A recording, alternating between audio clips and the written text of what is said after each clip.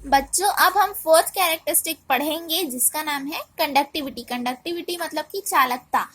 Heat का ऊष्मा मतलब कि हीट का एक जगह से दूसरी जगह जाना। जैसे कि हम गैस पर कढ़ाई रखेंगे तो फिर कढ़ाई गर्म हो जाती है ना, वो आग से उसमें कढ़ाई में गर्मी आ जाती है तो कढ़ाई गर्म हो जाती है, कढ़ाई का हैंडल भी गर्म हो जाता है। ठीक है, तो फिर हीट का एक जगह से दूसरी जगह जाना, पास होना, इसी को कंडक्टिविटी कहते हैं। आइए इसके अंदर क्या है देखते हैं। आप सभी ने हॉट मेटेलिक यूटेंसिल्स मतलब कि मेटल की गर्म यूटेंसिल्स को देखा ही होगा।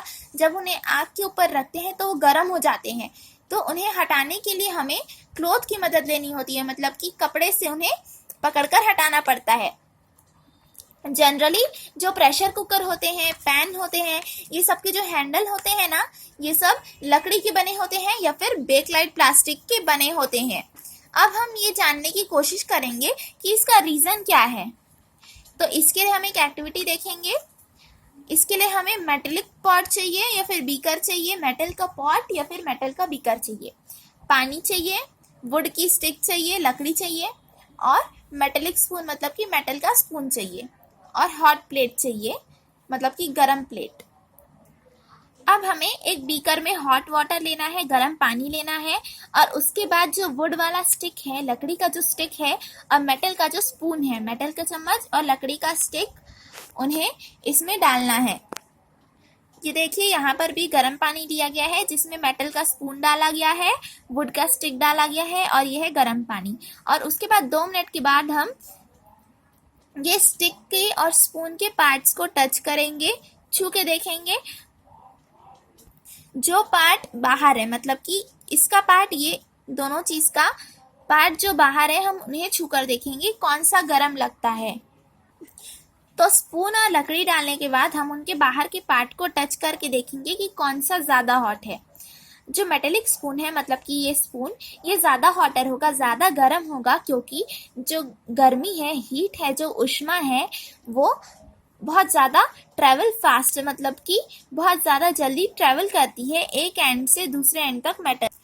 क्योंकि ये स्पून जो है वो मेटल का है, और ऊष्मा जो है मतलब कि हीट, गर्मी, वो मेटल्स में बहुत ज़्यादा जल्दी ट्रेवल करती है, पहुंचती है। इसीलिए मेटल्स जो है उन्हें गुड कंडक्टर्स ऑफ हीट कहा जाता है, मतलब कि हीट जल्दी पास हो जाती है इसमें। तो जो मेटल्स होते हैं जैसे कि वुड, लकड़ी, ये सब जो है वो हीट को पास होने नहीं देते या फिर बहुत कम पास होने देते हैं, इसलिए उन्हें बैड कंडक्टर्स ऑफ हीट कहा जाता है। क्यों कहा जाता है बैड कंडक्टर्स ऑफ हीट? क्योंकि जो वुड जैसे जो मटेरियल्स होते हैं वो हीट को पास करने के लिए अलाउ नहीं करते हैं, हीट को जाने नहीं देते हैं यहाँ से वहाँ, इसलिए उन्हें बैड कंडक्टर्स ऑफ हीट कहा जाता है। एयर भी एक बैड कंडक्टर ऑफ हीट है। एयर भी बैड कंडक्टर ऑफ हीट है, इसीलिए हम ठंडी में, सर्दी में एक क्लॉथ के ऊपर दूसरा क्लॉथ पहनते हैं ताकि हम लोग गर्म रह सकें। फिर जो एयर होती है, जो हमारे क्लॉथ के अंदर होती है, लेयर्स के अंदर होती है, जैसे हमने 3-4 क्लॉथ पहन लिए हैं तो उसके अंदर जो एयर है वो हमारे बॉडी की जो गर्मी होती है उन्हें बाहर जाने नहीं देती है, इसलिए एयर को बैड कंडक्टर ऑफ हीट कहा जाता है। अब हम बच्चों इलेक्ट्रिकल कंडक्टिविटी पढ़ेंगे। जैसे कि हीट कंडक्टिविटी होती है मतलब कि ऊष्मा का यहाँ से वहाँ जाना, उसी तरह इलेक्ट्रिकल कंडक्टिविटी भी होती है। इलेक्ट्रिसिटी को पास होने में कुछ मेटल्स मदद करते हैं और कुछ ऐसे मटेरियल्स भी होते हैं जो मदद नहीं करते हैं, उसके भी good and bad conductors of electricity होते हैं। तो आइए देखते हैं। बच्चों, क्या आपने कभी भी जो प्लास्टिक कवरिंग होती है इलेक्ट्रिकल वायर में, उन्हें हटाने की, रिमूव करने की कोशिश की है? आप अगर हटाएंगे तो फिर देखेंगे कि उसके अंदर कॉपर है, कॉपर वायर है। ये जो वायर होते हैं ये गुड कंडक्टर्स ऑफ इलेक्ट्रिसिटी होते हैं, मतलब कि ये इलेक्ट्रिसिटी को पास होने देते हैं, यहाँ से वहाँ जाने देते हैं, और इसीलिए उन्हें यूज किया जाता है इन डिस्ट्रीब्यूशन ऑफ इलेक्ट्रिसिटी, मतलब कि इसीलिए उन्हें इलेक्ट्रिसिटी को बांटते हैं तो यूज किया जाता है। जो आउटर कवरिंग होती है, प्लास्टिक की जो कवरिंग होती है बाहर की, वो बैड कंडक्टर ऑफ इलेक्ट्रिसिटी होती है। अब हम इसी से रिलेटेड एक एक्टिविटी देखेंगे, आइए देखते हैं। जिसके लिए हमें चाहिए टॉर्च का सेल चाहिए और एक 1 मीटर लॉन्ग इलेक्ट्रिकल वायर चाहिए। इलेक्ट्रिकल वायर चाहिए जो कि 1 मीटर लंबी होनी चाहिए और एक टॉर्च का बल्ब चाहिए, टॉर्च का बल्ब। अब हम क्या करेंगे, अब हम प्लास्टिक कवरिंग को हटा देंगे इलेक्ट्रिकल वायर से। इलेक्ट्रिकल वायर के दोनों एंड से हटाएंगे, जैसे कि एक वायर है तो इसके एंड से और इसके एंड, जैसे कि एक वायर है तो इसके इधर से एंड से और इधर वाले एंड से हम प्लास्टिक कवरिंग को हटा देंगे। अब हम उसका एक पार्ट को बल्ब से अटैच करेंगे। बल्ब में एक पार्ट भी दिया होता है, मेटेलिक पार्ट दिया रहता है बल्ब में, उससे अटैच करेंगे एक साइड को, और जो दूसरा साइड है उसे हम लोअर साइड ऑफ सेल में अटैच करेंगे। यहाँ पर डायग्राम में भी दिया गया है, ये देखिए, यहाँ से वायर को अटैच किया गया है बल्ब से और सेल से। अब हम बल्ब के नीचे वाले हिस्से को, नीचे वाले पॉइंट को, यहाँ पर जो पॉइंट होगा उसे सेल के ऊपर वाले पॉइंट से अटैच करेंगे। यहाँ पर भी वही लिखा गया है कि जो लोअर साइड पॉइंट होता है बल्ब का उसे हम अपर साइड पॉइंट से अटैच करेंगे सेल के। फिर क्या होगा, बल्ब जलने लग जाएगा। और लेकिन बल्ब क्यों जला, उसका रीज़न क्या है? इसका रीज़न ये है कि जो मेटल है जो वायर में, वो बहुत गुड कंडक्टर ऑफ इलेक्ट्रिसिटी है। वो गुड कंडक्टर ऑफ इलेक्ट्रिसिटी है मतलब कि उसने इलेक्ट्रिसिटी को पास होने दिया, इसलिए बल्ब जल गया। अब हम एक पेपर को फोल्ड कर बल्ब और सेल के बीच में डाल देंगे। फिर क्या होगा, पेपर जो होता है वो बैड कंडक्टर ऑफ इलेक्ट्रिसिटी है, पुअर कंडक्टर ऑफ इलेक्ट्रिसिटी है। बैड और पुअर एक ही होता है, इसीलिए बल्ब जो है वो जल नहीं पाएगा।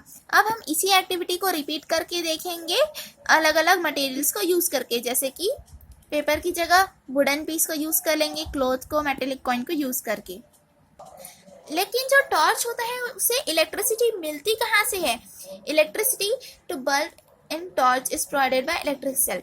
इलेक्ट्रिसिटी, बल्ब को इलेक्ट्रिसिटी मिलती है सेल से, इलेक्ट्रिक सेल से। क्या आपने कभी भी केयरफुली इलेक्ट्रिक सेल को देखा है? उसमें एक स्मॉल मेटल कैप होता है एक साइड में और एक मेटल डिस्क होता है दूसरे साइड में। इलेक्ट्रिक सेल में प्लस और माइनस का भी साइन होता है। जो मेटल कैप होता है वो पॉजिटिव टर्मिनल है, मतलब कि पॉजिटिव साइड है, और जो मेटल डिस्क जो होता है वो नेगेटिव टर्मिनल ऑफ सेल है, मतलब कि वो नेगेटिव साइड है। जो इलेक्ट्रिक सेल होता है वो इलेक्ट्रिसिटी प्रोड्यूस करता है क्योंकि उसके अंदर जो केमिकल्स होते हैं उसकी मदद से। तो इलेक्ट्रिक सेल के अंदर केमिकल्स होते हैं और उसी की मदद से वो इलेक्ट्रिसिटी प्रोड्यूस करता है। ये देखिए डायग्राम में भी मेटल बेस टर्मिनल, मतलब कि यहाँ पर नेगेटिव टर्मिनल है, माइनस मतलब कि नेगेटिव और प्लस मतलब कि पॉजिटिव। ये है सेल, ये है इलेक्ट्रिक वायर और ये है बल्ब। और यहाँ पर अगर हम एक कॉइन रख देंगे, मेटेलिक कॉइन, तो भी बल्ब जलेगा क्योंकि मेटल जो है वो गुड कंडक्टर ऑफ इलेक्ट्रिसिटी है। अभी आपने टॉर्च बल्ब लिया था एक्टिविटी 11 में। अगर आप इस बल्ब को, टॉर्च के बल्ब को केयरफुली देखेंगे, ऑब्जर्व करेंगे, तो फिर आपको उसमें पतली सी वायर मिलेगी। उसके बीच में, ग्लास बल्ब के बीच में पतली सी वायर मिलेगी। इसी पतले वायर को फिलामेंट कहा जाता है। फिलामेंट जो होता है वो दो मोटे वायर के बीच में फिक्स किया जाता है। ये देखिए यहाँ पर भी फिलामेंट है, यहाँ पर दो मोटे वायर है इस तरह, उसके बीच में एक फिलामेंट वाला वायर है पतला सा। और अभी जो मैंने दो मोटे वायर बताए, इनमें से एक मोटा वायर जो है उसे मेटल केस से कनेक्ट किया जाता है जो कि बल्ब के बेस में होता है, मतलब कि जो बल्ब के नीचे होता है वहां पर एक मेटल केस होता है, मेटल होता है, उससे कनेक्ट किया जाता है एक मोटे वायर को।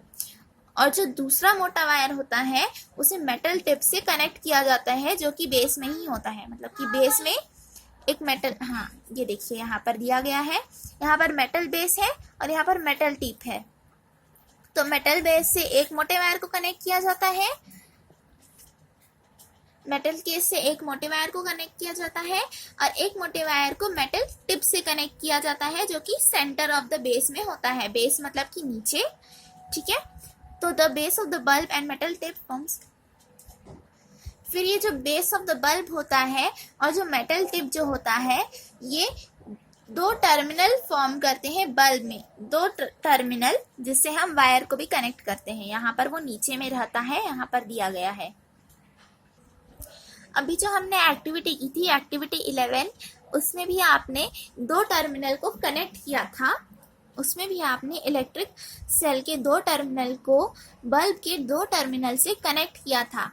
जो इलेक्ट्रिक सेल का जो एक टर्मिनल था उसे आपने वायर की मदद से मेटल केस में, जो कि बेस में था, नीचे था, मेटल केस था, उसे आपने कनेक्ट किया था उससे, और जो दूसरा वाला था उसे मेटल टिप से कनेक्ट किया था, जो कि सेंटर ऑफ बेस मतलब कि यहाँ पर था।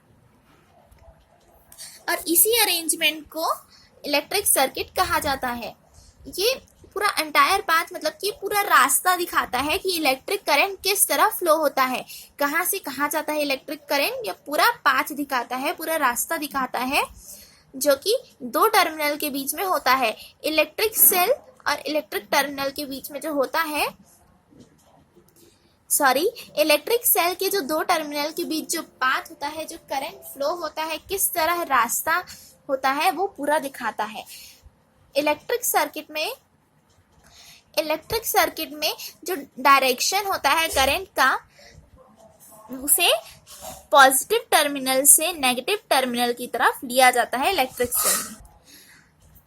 इलेक्ट्रिक सर्किट में जो डायरेक्शन ऑफ करंट होता है, मतलब कि करंट किस तरफ से जाएगा, वो कहाँ से जाता है, वो इलेक्ट्रिक सेल के पॉजिटिव टर्मिनल से नेगेटिव टर्मिनल की तरफ जाता है।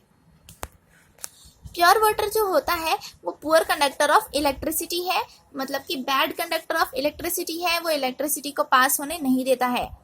लेकिन जब हम उसमें सॉल्ट घोल देंगे तो फिर वो, सॉल्ट मतलब कि नमक, तो फिर वो गुड कंडक्टर ऑफ इलेक्ट्रिसिटी बन जाता है, मतलब कि वो इलेक्ट्रिसिटी को पास होने देता है।